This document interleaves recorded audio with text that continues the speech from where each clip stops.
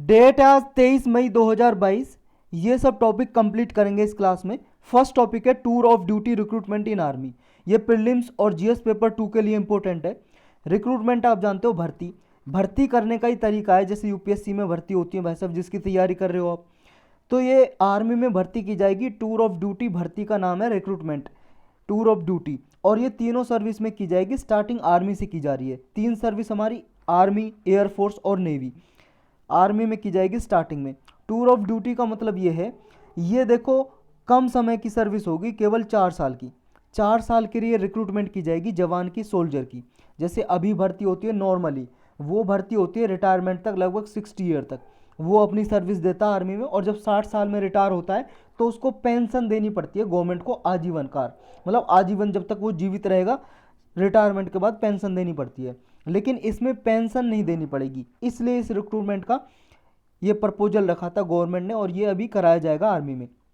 इसमें 6 महीने की ट्रेनिंग दी जाएगी और 3.5 साल के लिए वो सर्विस करेगा आर्मी में स्टार्टिंग में। अभी 2 साल के लिए इसको होल्ड पे रखा था कोविड-19 की वजह से, इसलिए अब इसको स्टार्टिंग किया जा रहा है। और इसमें 4 साल की सर्विस होगी, उसे सैलरी भी दी जाएगी, रेगुलर सैलरी। और रिटायरमेंट तो होगी नहीं उसकी, क्योंकि 60 साल तक करनी होती है रिटायरमेंट के लिए। लेकिन जब वो 4 साल की सर्विस पूरी करेगा तो उसे पैकेज भी लगभग 10 से 12 लाख रुपए का, 4 साल के लिए सर्विस किए जो, उसके लिए 10 से 12 लाख रुपए का पैकेज भी दिया जाएगा, जो सर्विस देगा आर्मी में, नेवी में या एयरफोर्स में। स्टार्टिंग की जाएगी आर्मी से। और क्यों कर रहे हैं इसको, रिक्रूटमेंट को 4 साल के लिए? इसलिए कर रहे हैं क्योंकि देखो किसी का ड्रीम भी होता है कि मुझे एक बार कम से कम आर्मी, नेवी, एयरफोर्स में जॉब करके देखनी है, लेकिन उसका ये ड्रीम नहीं रहता कि वो पूरी जीवन भर करे। तो ऐसे बंदों का जो ड्रीम है वो भी पूरा हो जाएगा। दूसरा ये है कि इसमें गवर्नमेंट का जो खर्चा होता है भाई साहब, जैसे अगर 60 साल जिसने सर्विस दिया, रिटायरमेंट हुई, रिटायरमेंट के बाद उसे पेंशन देनी पड़ती है। अब चाहे वो 80 साल जिए, 100 साल जिए, 110 साल जिए, तब तक उसे पेंशन देनी पड़ेगी। तो ये पेंशन देना में जो खर्चा आता है, पे देने में जो खर्चा आता है, ये रिड्यूस हो जाएगा, गवर्नमेंट का खर्चा बचेगा इसकी वजह से। नेक्स्ट टॉपिक है वर्ल्ड मेट्रोलॉजी डे 2022। और देखो ये tour of duty recruitment model है जो, इसके लिए आप स्पेशल लेक्चर बना हुआ है, पॉलिटी की प्लेलिस्ट में जाकर देख सकते हो। इसमें हमने ब्रीफली डिस्कस किया क्योंकि दोबारा से न्यूज में था। वर्ल्ड मेट्रोलॉजी डे 2022 ये प्रीलिम्स के लिए इंपॉर्टेंट है मेनली। तो हर साल 20 मई को सेलिब्रेट किया जाता है पूरे ग्लोब में, यानी कि पूरे वर्ल्ड में। मेट्रोलॉजी का मतलब क्या होता है? साइंटिफिक स्टडी ऑफ मेजरमेंट को बोलते हैं मेट्रोलॉजी, यानी कि जो मापने की वैज्ञानिक अध्ययन है उसी को कहा जाता है मेट्रोलॉजी। मापने में कुछ भी आ सकता है भाई साहब, जैसे आप लीटर से दूध नापते हो या पानी नापते हो, या किलोग्राम से कोई कठोर जो ठोस सॉलिड चीज़ है उसे नापते हो, जैसे कुछ भी खाने पीने की चीज़ें, चीनी, आलू, कोई भी सब्जी हो सकती है, तो उसे नापते हो आप किलोग्राम में। तो ये मेजरमेंट की जो भी साइंटिफिक स्टडी होती है उसको बोलते हैं मेट्रोलॉजी। ये डे जो ऑब्जर्व किया जाता है 20 मई को हर साल, ये क्यों मनाया जाता है? क्योंकि देखो एक मीटर कन्वेंशन हुई थी, ये समझ लो एक मीटिंग हुई थी 1875 में पेरिस में, फ्रांस की कैपिटल है पेरिस में। तो ये 1875 में हुई थी यहाँ पे मीटिंग, पे मीटर कन्वेंशन उसका नाम रखा, और 20 मई को हुई थी ये।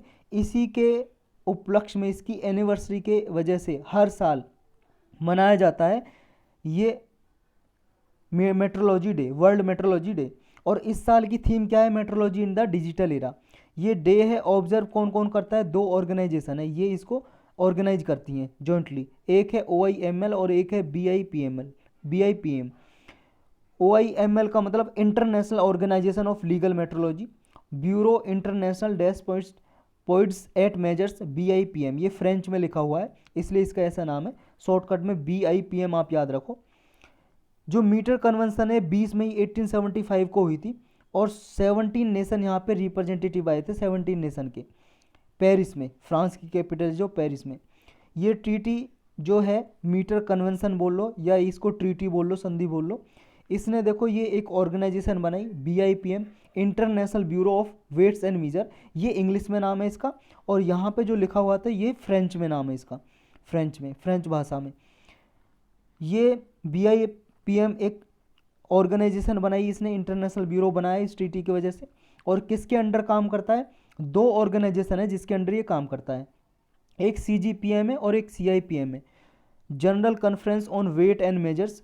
International committee for weight and measures, इनके अंडर ये काम करता है international bureau of weight and measures. ये जो कन्वेंशन है ये साइन की गई थी 20 मई 1875 को, इसलिए 20 मई को हर साल मनाया जाता है क्या, ये वर्ल्ड मेट्रोलॉजी डे। और यहाँ पे 17 नेशन से 17 देशों से आए थे उनके रिप्रेजेंटेटिव, उन्होंने ये साइन की थी कन्वेंशन या ट्रीटी बोल लो। ये जो साइंस एंड मेजरमेंट के लिए इस कोलैबोरेट करते हैं और टारगेट ये रखते हैं ग्लोबली एक फ्रेमवर्क को। देखो भाई साहब, जो वेट है, जैसे 1 किलोग्राम का बट है, बट तो आप जानते हो ना, जैसे आप कोई सब्जी लेने गए तो 1 किलोग्राम का बट एक तराजू पे एक तरफ रखेगा और आपकी सब्जी तोलेगा। अब यही चीज़ मान लो हमें एक्सपोर्ट करनी है, कहीं से इंपोर्ट करनी है दूसरे देश से, इंडिया से बाहर से मंगानी है या भेजनी है, अगर स्टैंडर्ड ना हो, कोई ऐसा रूल ना हो कि 1 किलोग्राम का जो बट है कितना वजन रहेगा उसमें, तो फिर तो हर कंट्री में अलग अलग रहेगा, समझ रहे हो। तो इंटरनेशनली 1 किलोग्राम पूरे वर्ल्ड में एक ही वेट हो उसका 1 किलोग्राम का, जितना इंडिया में 1 किलोग्राम के बट का वेट है इतना ही दूसरे देशों में भी हो। तो इसके लिए ये स्टैंडर्ड तैयार करने के लिए ये कन्वेंशन हुई थी और ये वेट और मेजर्स तैयार किए गए थे कि पूरी कंट्री में जितना भी 1 किलोग्राम, 5 किलोग्राम, 2 किलोग्राम, जितना भी वजन है हर एक कंट्री में बराबर रहे। नेक्स्ट टॉपिक है नागोर्नो काराबाख रीजन। ये सिर्फ प्रीलिम्स के लिए इंपॉर्टेंट है, बहुत बार न्यूज में रहता है, इसकी लोकेशन आपको याद रखनी है। कहाँ पे ये, आर्मेनिया एक कंट्री है और अजरबैजान, इन दोनों के बीच में ये डिस्प्यूटेड एरिया है, विवाद होता रहता है इसको लेके। देखो यहाँ पे आर्मेनियन पॉपुलेशन रहती है, मेजोरिटी ऑफ पॉपुलेशन, लेकिन ये अजरबैजान का पार्ट है नगोर्नो काराबाख। कहाँ पे है ये रीजन, ये भाई साहब वर्ल्ड मैप देख रहे हो आप, यहाँ पे ये देखो ग्रीन कलर में आर्मेनिया दिखाई दे रही है आपको, इधर देखो पिंक कलर में अजरबैजान दिखाई दे रहा है, ये वाला रीजन। इन दोनों के बीच में, इन कंट्री के दोनों के बीच में यहाँ पे देखो ये ग्रीन कलर तो ये ईरान का है, यहाँ पे वॉयलेट कलर है, ये मैं आपको दिखाता हूँ, एक सेकंड रुको। ये देखो यहाँ पे ये ईरान है, ये ग्रीन कलर में, ये देखो ईरान है, ये ईरान है ये वाला, यहाँ तक ग्रीन कलर में, और ये जो वॉयलेट कलर में है ये है आर्मेनिया, ये लग रहा है ना एरो, और ये है आपका अजरबैजान। इन दोनों के बीच में ये बीच वाला रीजन, ये बीच वाला रीजन है जो ये वाला रीजन, ये डिस्प्यूटेड एरिया है, ये वाले रीजन को बोलते हैं नागोर्नो वाला रीजन, और दोनों के बीच में डिस्प्यूटेड है पार्ट ये अजरबैजान का, लेकिन आर्मेनिया की मेजोरिटी ऑफ द पॉपुलेशन रहती है यहाँ पे, लेकिन विवाद होता रहता है दोनों के बीच में। तो ये है इसका मामला, ये आपको बस याद होना चाहिए कि लोकेशन कहाँ पे, मैच द फॉलोइंग में लोकेशन पूछ लेते हैं नागोर्नो काराबाख वगैरह की। नेक्स्ट टॉपिक है वर्ल्ड रेटिनोब्लास्टोमा अवेयरनेस वीक। 15 मई से 21 मई तक ये सेलिब्रेट किया गया, वर्ल्ड रेटिनोब्लास्टोमा अवेयरनेस वीक, जागरूकता सप्ताह। किसके लिए, रेटिनोब्लास्टोमा। क्या है ये रेटिनोब्लास्टोमा, एक बीमारी है भाई साहब, सिर्फ प्रीलिम्स के लिए इंपॉर्टेंट है, ये मेंस के लिए नहीं है। एक बीमारी है, ये डिसीज है। कहाँ पे होती है बीमारी, आई में होती है, आँखों में। अधिकतर ये स्मॉल चिल्ड्रन को होती है, बच्चों को, और ये समझ लो कि आँखों का कैंसर है, most common cancer in the eye, आँखों का कैंसर है ये। दोनों आई में होता है या एक आई में होता है ये, या हेयर डायट्री हो सकता है या स्पोरेडिक हो सकता है। हेयर डायट्री का मतलब है जन्म से भी हो सकता है बच्चों को, जैसे मान लो किसी के माँ बाप को है तो बच्चे का जन्म होगा उसको भी हो जाएगा, या फिर स्पोरेडिक भी हो सकता है, जन्म के बाद भी हो सकता है। ये लाइफ थ्रेटनिंग डिसीज़ है ये, इसकी वजह से विजन भी जा सकता है, यानी कि आंखों की रोशनी परमानेंटली भी जा सकती है अगर इसे टाइमली ट्रीट नहीं किया गया, यानी कि समय पे इसका इलाज नहीं किया गया। सिम्टम क्या होते हैं इस बीमारी के, यानी कि लक्षण क्या होते हैं इसके, होते हैं वाइट रिफ्लेक्स इन द आई, आई में वाइट रिफ्लेक्स होता है। देखो जनरली क्या होता है, जब भी आई में अगर आंखों में लाइट डाली जाएगी तो रेड हो जाती हैं आंखें, लेकिन रेड होने की वजह से रेड हो जाती हैं, लेकिन रेड होने की बजाय रेड नहीं होती। जब ये बीमारी होती है रेटिनोब्लास्टोमा, तो जब लाइट डालते तो रेड नहीं होती, या तो वाइट हो जाएगी आँख या फिर येलो हो जाएगी। जो प्यूपिल है आँख के अंदर वो या तो वाइट दिखाई देगा या येलो। और देखो इसमें जो स्क्वेंटिंग है, स्क्वेंटिंग का मतलब है क्रॉस्ड आई, जैसे आप आंखें एक तरफ लेके जाओगे तो दोनों आंखें एक तरफ जाएंगी, लेकिन इसमें क्या होता है दोनों आंखें इधर उधर चली जाती हैं अपोजिट डायरेक्शन में, या तो ईयर की तरफ, आपके जो कान है जैसे कान की तरफ चली जाएंगी दोनों आंखें, ये आंखें इधर तक, ये आंखें इधर, मतलब ये समझ लो भूत की तरह, और क्रॉस्ड आई हो जाएंगी, यानी कि या तो नोज की तरफ दोनों आंखें, आपकी नाक है जैसे दोनों आंखें यहाँ आ गई, या फिर दोनों आंखें ईयर की तरफ चली गई, इस तरह से इसमें कंडीशन हो जाती है। और पुअर विजन हो जाता है, इसमें दिखाई कम देने लगता है, आंखें रेड हो जाती हैं, पेनफुल होती हैं यानी कि दर्द होता है। इंडिया में कितना है इस डिसीज़ का बर्डन? लगभग हर साल 1500 से लेकर 2000 बच्चे डायग्नोज किए जाते हैं रेटिनोब्लास्टोमा से। नेक्स्ट टॉपिक है प्रोजेक्ट वारडेक। ये प्रीलिम्स के लिए इंपॉर्टेंट है सिर्फ। देखो एक ये गेम है वारडेक, war game research and development centre. ये न्यू दिल्ली में डेवलप किया जा रहा है ये वारडेक, ये war game research development centre. इस सेंटर में ये वारडेक नाम का गेम होगा। आर्टिफिशियल इंटेलिजेंस पर बेस्ड है ये गेम। इसमें क्या होगा देखो, वर्चुअल रियलिटी वार गेम्स होंगे ये। वार गेम्स का मतलब जैसे युद्ध में युद्ध छिड़ता है दो कंट्री का, सोल्जर सैनिक लड़ाई लड़ते हैं। इसमें क्या होगा, ये गेम है जो ये मेटावर्स टेक्नोलॉजी पे बेस्ड होगा, मेटावर्स। और इसमें क्या होगा, आर्टिफिशियल इंटेलिजेंट और मेटावर्स पे बेस्ड होगा। जैसे आपने कभी फ़ोन में गेम खेले हैं तो आप जैसे मान लो पबजी खेला होगा, उसमें आप आर्मी के सोल्जर होते हैं, वो मारते हैं एक दूसरे को, मतलब दूसरी वाली होता है एनिमी, उसको मारते हैं। इसी तरह से देखो इसमें क्या है, सोल्जर को ट्रेनिंग दी जाएगी और सोल्जर को स्ट्रेटजी बताई जाएगी इन गेम के जरिए कि अगर वार हो जाए तो उस टाइम में आपको कैसे हैंडल करना है सिचुएशन। ये जो डेवलप किसने किया है वार डेक, ये डेवलप किया है ये रक्षा यूनिवर्सिटी है, जो ये army training command and Gandhinagar based Raksha, ये राष्ट्रीय रक्षा यूनिवर्सिटी है गांधीनगर गुजरात में, उसने ये डेवलप किया है वारडेक। नेक्स्ट टॉपिक है child online safety tool kit. ये सिर्फ प्रीलिम्स के लिए इंपॉर्टेंट है। मेनली इसमें दो चीज़ जाननी है, एक तो ये है क्या और किसने ये डेवलप किया है। ये गाइडलाइंस हैं, रूल्स हैं child online safety tool kit. 5 right एक एनजीओ है, ब्रिटेन बेस्ड एनजीओ, ब्रिटेन में इसका हेडक्वार्टर है। 5 राइट नाम की एनजीओ। देखो यूपीएससी ने एक बार एमनेस्टी इंटरनेशनल एक ऑर्गेनाइजेशन है उसके बारे में पूछ लिया था, ह्यूमन राइट ऑर्गेनाइजेशन है सिंपली, उसका जिक्र एनसीईआरटी में भी किया गया हमारी एमनेस्टी के बारे में। तो ये एनजीओ वगैरह ऐसा सिंपली पूछ लेती कि ये है क्या। तो 5 राइट्स क्या है, एक एनजीओ है, गैर सरकारी संस्था, नॉन गवर्नमेंटल ऑर्गेनाइजेशन।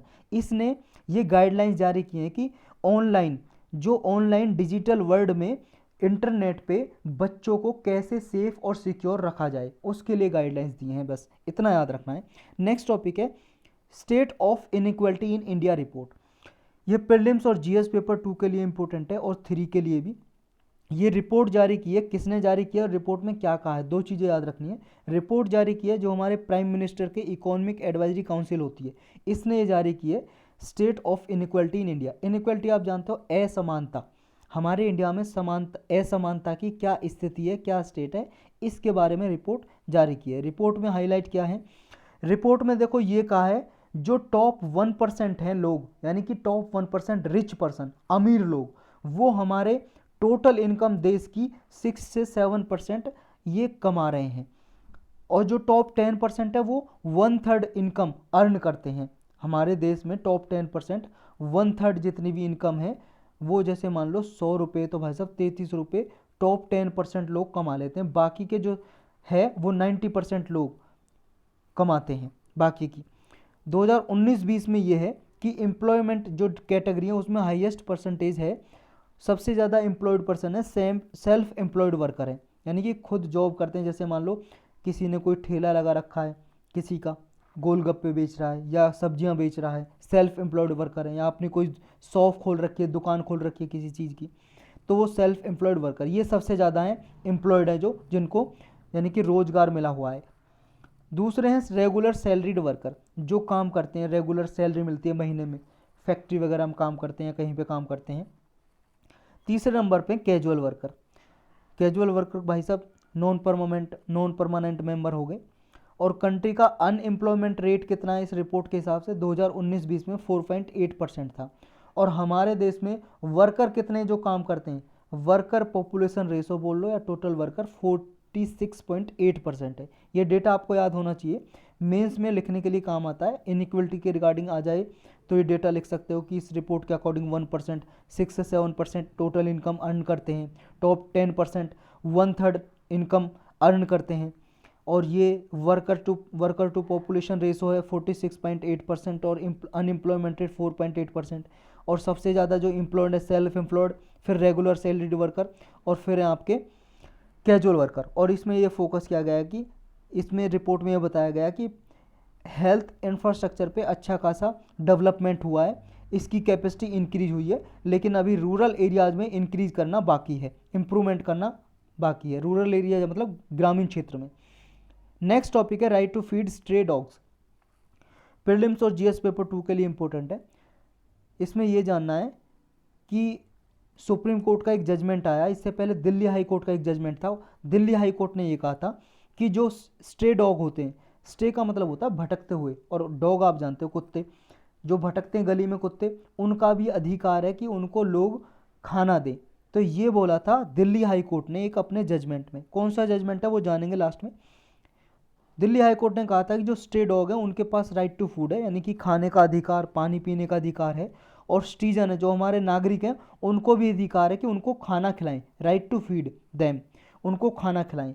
यही 19 मई 2022 को, यानी कि 2 दिन पहले, सुप्रीम कोर्ट के 3 जज की बेंच बैठी थी, उसने ये जजमेंट दिया कि दिल्ली हाई कोर्ट का जो ऑर्डर है वो सही था और कुत्तों को भी ये अधिकार है। पहले स्टे लगा रखी थी सुप्रीम कोर्ट ने इस ऑर्डर पे, दिल्ली हाई कोर्ट के पे।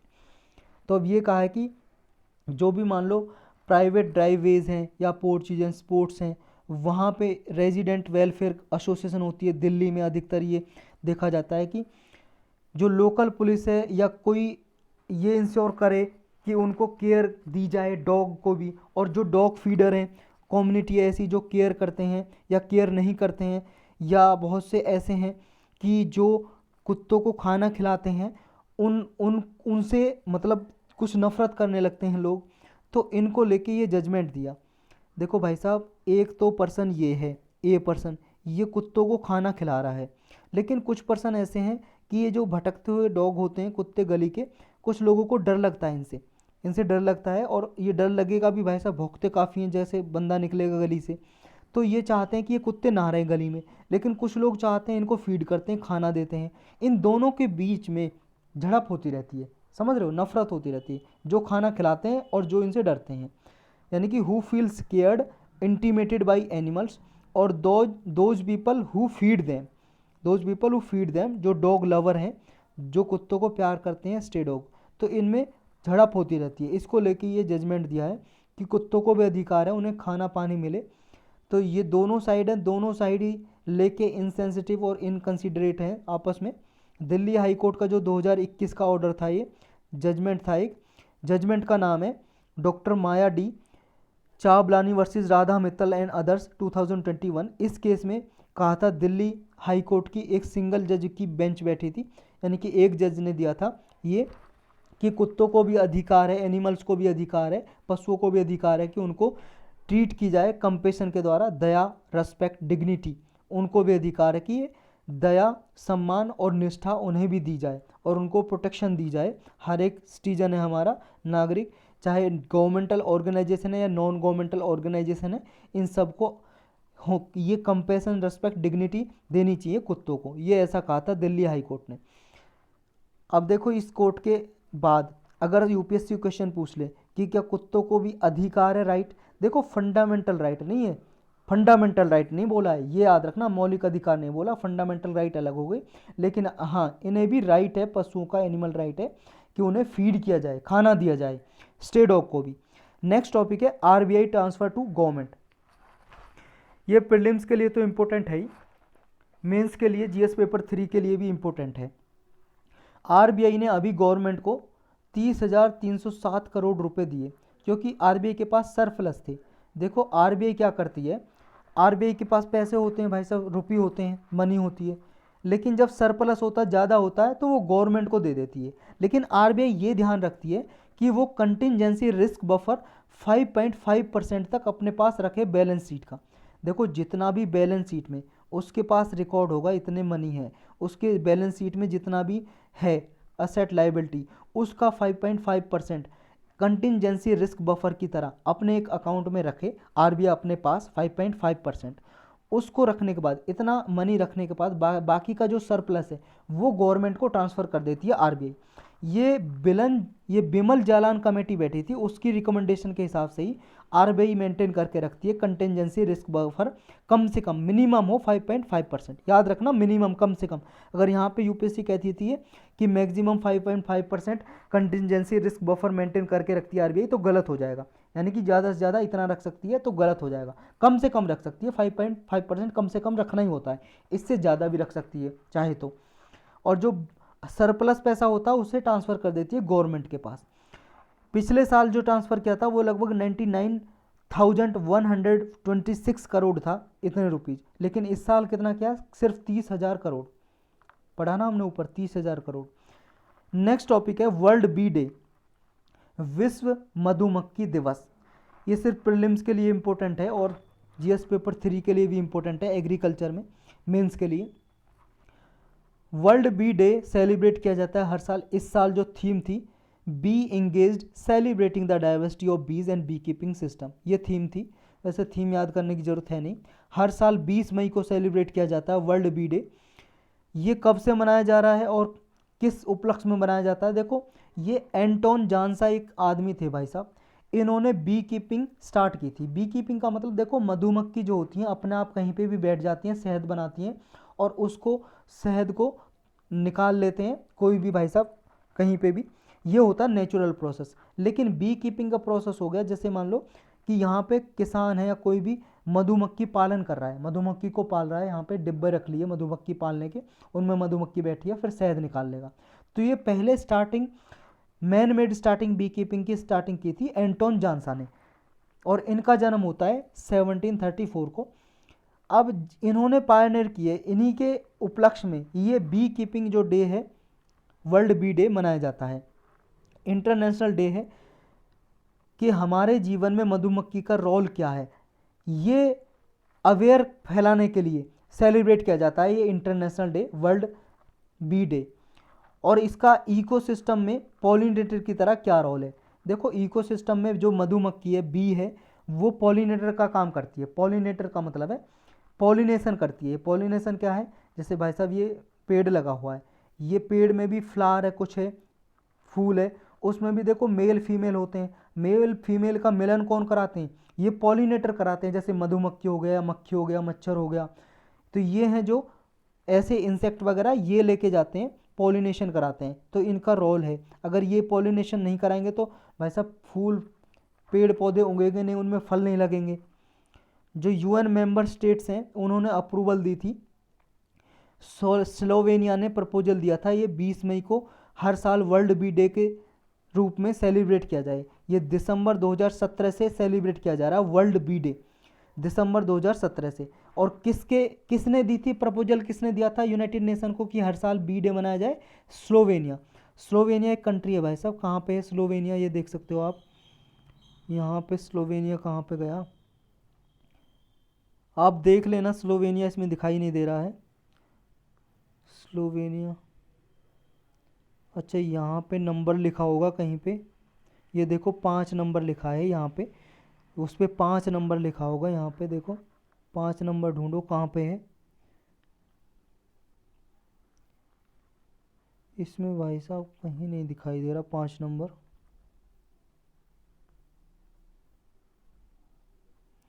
आपके पास बड़ा मैप होगा, उसमें देख लेना आप।